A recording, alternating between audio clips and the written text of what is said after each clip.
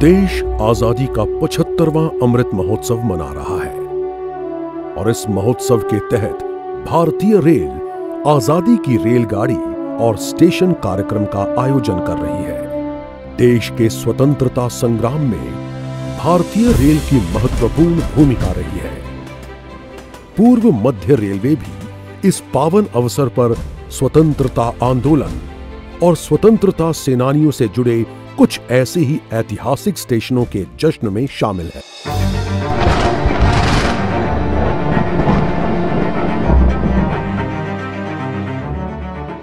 सन 1857 के सिपाही विद्रोह ने आजादी के महासंग्राम की बिगुल फूंक दी और मेरठ में उठी विद्रोह की चिंगारी बिहार के भोजपुर भी पहुंच गई।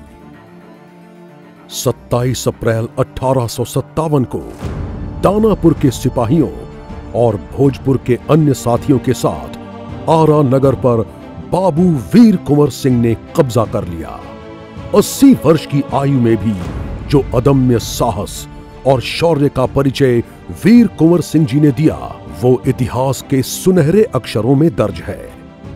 वीर कुंवर सिंह की पावन धरती पर स्थित आरा रेलवे स्टेशन, जिसकी स्थापना सन 1904 में हुई, वो आज हावड़ा और दिल्ली मार्ग में एक महत्वपूर्ण स्टेशन है। आरा रेलवे स्टेशन से लगभग 125 किलोमीटर पर स्थित ये स्टेशन उस युवा क्रांतिकारी को समर्पित है जिसने भारत की आजादी की खातिर मात्र 18 वर्ष की आयु में हंसते हंसते फांसी के फंदे को चूम लिया। 30 अप्रैल 1908 को इसी पूसा स्टेशन से युवा क्रांतिकारी खुदीराम बोस को किंग्सफोर्ड की गाड़ी के ऊपर हमला करने के जुर्म में गिरफ्तार कर लिया गया था।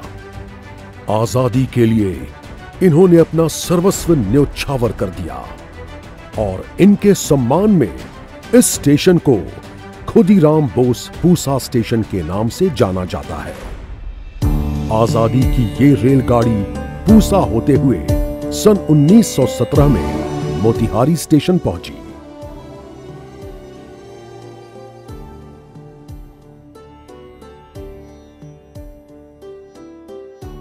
नील की खेती करने वाले किसानों पर अंग्रेजों द्वारा अत्याचार हद की सभी सीमाओं को लांघ चुका था। महात्मा गांधी राजकुमार शुक्ला के निमंत्रण पर बिहार के चंपारण नील कृषकों की स्थिति का जायजा लेने पहुंचे। ये वही मोतिहारी का रेलवे स्टेशन है जहां बापू ने बिहार की ऐतिहासिक धरती पर अपने कदम रखे और आजादी के लिए पहले सत्याग्रह आंदोलन का शंखनाद किया। गांधी जी के इस संघर्ष और नेतृत्व को श्रद्धांजलि स्वरूप इस स्टेशन को अब बापू धाम मोतिहारी रेलवे स्टेशन के नाम से जाना जाता है।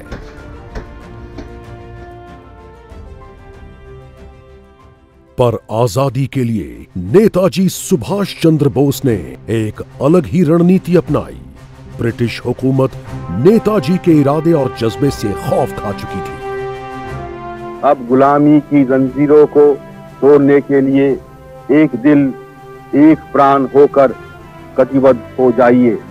हिंदुस्तान अब गुलाम नहीं रह सकता और न कोई ताकत इसे गुलाम रखी सकती है। सन 1941 में ब्रिटिश सरकार को चकमा देकर नेताजी भारत से विदेश के लिए निकल गए ताकि राजनैतिक स्तर पर जर्मनी और जापान जैसे ताकतवर देशों से मदद लेकर भारत को आजाद कराया जाए। 18 जनवरी 1941 को अपनी ऐतिहासिक महानिष्क्रमण यात्रा की शुरुआत नेताजी ने झारखंड के इसी गोमो रेलवे स्टेशन से की थी। उस रात नेताजी सुभाष चंद्र बोस ने गोमो से 63 अप हावड़ा पेशावर एक्सप्रेस पकड़ी। आज इस ट्रेन को नेताजी एक्सप्रेस और स्टेशन को नेताजी सुभाष चंद्र बोस गोमो रेलवे स्टेशन के नाम से जाना जाता है। नेताजी सुभाष चंद्र बोस का नाम भारत के स्वतंत्रता संग्राम के सबसे बड़े नेता और क्रांतिकारी के रूप में अमर है।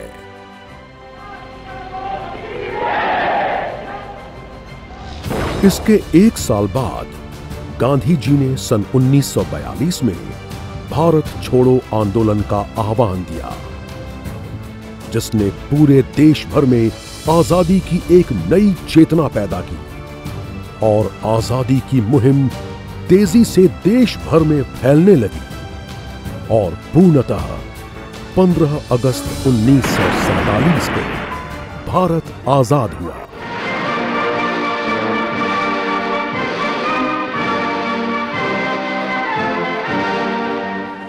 आजाद भारत को एक नए मुकाम पर ले जाने में पटना से खास संबंध रखने वाले भारत के प्रथम राष्ट्रपति और स्वतंत्रता सेनानी डॉक्टर राजेंद्र प्रसाद स्वाधीनता आंदोलन के प्रमुख नेताओं में से थे। पटना रेलवे स्टेशन इस महान राजनेता के सफर का साक्षी और साधक रहा है।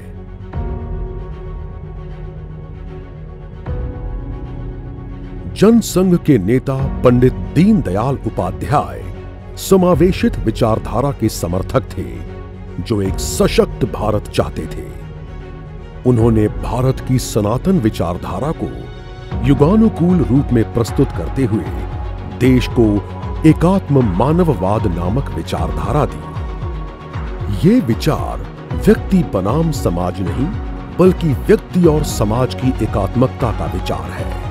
ये मानव बनाम प्रकृति नहीं, बल्कि मानव के साथ प्रकृति की एकात्मकता का विचार है। सबका साथ, सबका विकास इसी अवधारणा का प्रकटीकरण है।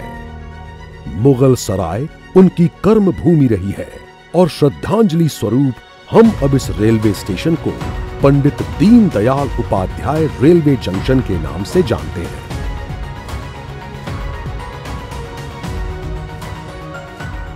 भारतीय रेल आजादी की लड़ाई में हर कदम इन वीरों के साथ चला और उनके साहस और बलिदान का साक्षी रहा है। आजादी के अमृत महोत्सव पर पूर्व मध्य रेल देश के सभी स्वतंत्रता सेनानियों के पराक्रम, बलिदान और राष्ट्र प्रेम को शत शत नमन करता है।